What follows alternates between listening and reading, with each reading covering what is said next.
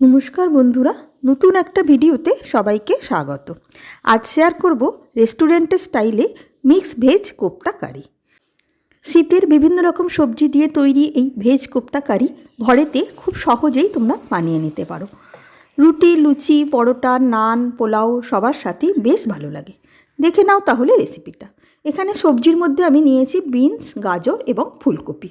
বিনসটাকে খুব পাতলা পাতলা করে কুচিয়ে নিয়েছি, আর গাজর আর ফুলকপিটাকে গ্রেট করে নিয়েছি। তোমরা তোমাদের পছন্দ মতন যে কোনো সবজি ব্যবহার করতে পারো। ফুলকপির জায়গায় বাঁধাকপিও দিতে পারো। একটা বোলেতে সব সবজিগুলোকে নিয়ে নিলাম। এবারে এতে একে একে মেশালাম। প্রথমে কিছুটা গ্রেট করা আদা, বাইন্ডিংয়ের জন্য দেব একটা আলু সেদ্ধ। যতটুকুলো কোপ্তা তোমরা বানাবে সেই আন্দাজে সবজিগুলো নেবে। দিয়ে দিলাম তারপরে কিছুটা ধনেপাতা কুচি, লঙ্কা গুঁড়ো, কালারের জন্য সামান্য হলুদ গুঁড়ো, 1 টিস্পুন জিরে গুঁড়ো এবং 1/2 টিস্পুন আমচুর পাউডার। আলুর সঙ্গে বাইন্ডিংয়ের জন্য আর দিলাম 1 টেবিল স্পুন বেসন। বেসনটাকে আগে আমি শুকনো খোলায় একটু ভেজে নিয়েছি। সব শেষে দিয়ে দিলাম স্বাদ মতন নুন।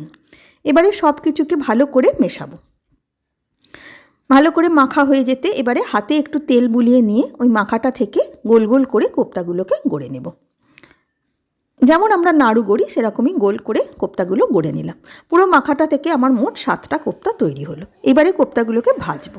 তার জন্য কিছুটা সাদা তেলকে বেশ ভালো করে গরম করে নিয়ে গ্যাসটাকে একদম লো করে দিলাম।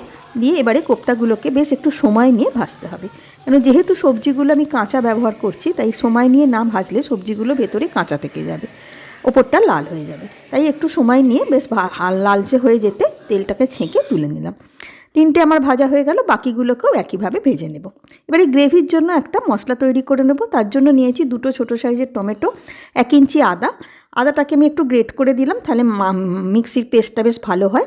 তার সঙ্গে দিয়ে দিলাম কিছুটা ভেজানো আগে থেকে ভিজিয়ে রাখা কাজু বাদাম, আর কালারের জন্য দিলাম 1 টেবিল চামচ কাশ্মীরি রেড চিলি পাউডার। পেস্টটা তৈরি হয়ে গেল। এইবারে তরকারিটা বানাবো। তার জন্য কিছুটা সাদা তেল গরম করে নিয়ে প্রথমে ফোড়নের জন্য দিলাম তেজপাতা, বড় এলাচ, জয়িত্রী, ছোটো এলাচ, দারচিনি, লবঙ্গ আর 1/2 টিস্পুন মতন গোটা জিরে। ফোড়নটাকে একটু সময় ভেজে নেব, সুন্দর গন্ধ বেরোনো পর্যন্ত।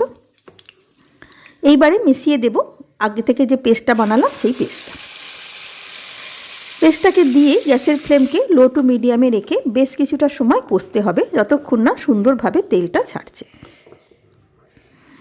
মাঝে মাঝেই খুন্তিটাকে দিয়ে একটু নাড়াচাড়া করতে হবে, যেহেতু কাজু বাদাম দেওয়া আছে, তা না হলে গ্যাসের তলায় লেগে যেতে পারে। কষতে কষতেই মশলাগুলো দিয়ে দিলাম। হলুদ গুঁড়ো, ধনে গুঁড়ো, জিরে গুঁড়ো দিলাম, আর দেবো একটু স্বাদ মতন লঙ্কা। তোমরা যেরকম ঝাল খাবে সেই আন্দাজে লঙ্কাটাকে দেবে। সমস্ত মশলা দিয়ে আরও কিছুটা সময় কষতে হবে। সামান্য একটু চিনিও যোগ করলাম, যেহেতু নিরামিষ তরকারি তাই একটু চিনি দিলে টেস্টটা বেশ ব্যালেন্স হয়। দেখো আস্তে আস্তে তেল ছাড়ছে, কিন্তু আরও একটু কষতে হবে, আরও ভালো করে তেলটা ছাড়বে। পুরো মশলাটা কষতে এই 3 থেকে 4 মিনিট মতন সময় লাগবে। দেখো এবারে ভালো রকম তেলটা ছেড়ে দিয়েছে, তার মানে পুরো মশলাটা কষা হয়ে গেছে। এইবারে এতে মেশাবো জল। যেহেতু কোপ্তা কারি একটু পাতলা থাকে, তাই জলের পরিমাণটা সেই আন্দাজে দিতে হবে। আমি ওই ছোটো বাটির 1.5 বাটি মতন জল দিলাম।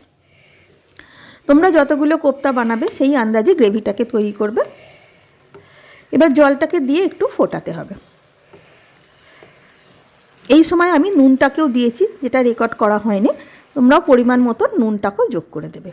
কিছুটা ফুটিয়ে নিয়ে এবারে দিয়ে দিলাম কসুরি মেথি এবং আগে থেকে ভেজে রাখা কোপ্তাগুলোকেও মিশিয়ে দিলাম। কোপ্তাগুলো দিয়ে মিডিয়াম টু হাই ফ্লেমে 1 থেকে 1.5 মিনিট ফুটিয়ে নেব। একদম শেষে মিশিয়ে দিলাম 2 চা চামচ ফ্রেশ ক্রিম।